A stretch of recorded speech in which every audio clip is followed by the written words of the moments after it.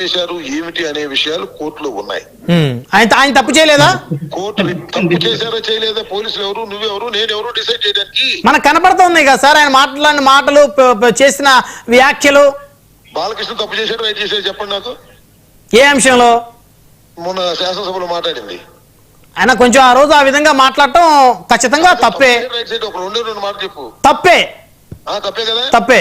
అట్లాగే అతను ఏమన్నా తప్పుడు మాట్లాడితే తప్పే. అది అంటే జుగుప్సాకరంగా మాట్లాడలేదు కదా బాలకృష్ణ గారు. నేను వినలేదు, నాకు తెలియదు, నేను ఫాలో కాలేదు. నేను ఆయన 10 సంవత్సరాల క్రితమో 5 సంవత్సరాల క్రితమో ఏ పోస్టింగ్లు పెట్టారని అంటున్నారు.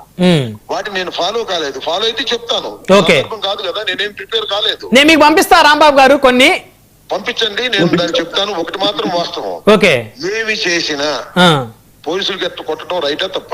పోలీసులు కొట్టడం అయితే తప్పే. కొడితే ఆయన అయితే కొట్టారని చెప్తున్నారు, నేనైతే చూడలేదు. మరి మీరు చూసారో నాకు తెలియదు. నేను మాత్రం చూసానా? నేను మాత్రం చూసానా? నువ్వు మాత్రం చూసావా? మ్యాజిస్ట్రేట్ వాడు మాత్రం చూసారా?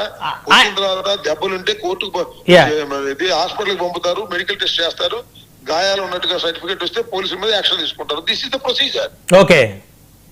పోలీసులు కొట్టారు అని కోర్టులో ఆ భాస్కర్ రెడ్డి అనే నిందితుడు కోర్టు ప్రొడ్యూస్ చేసినప్పుడు before remand he deposed the statement, first information to the magistrate.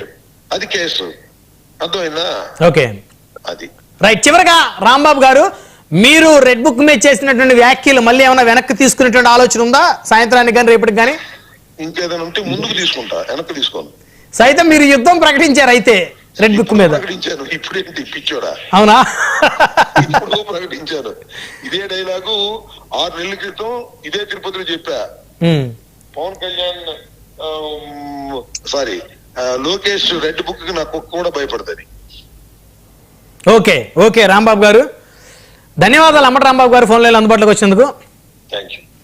So మొత్తానికి అమ్మటి రాంబాబు గారు ఆయన చేసినటువంటి వ్యాఖ్యలు అయితే ఉన్నాయో అదే స్టాండ్ మీద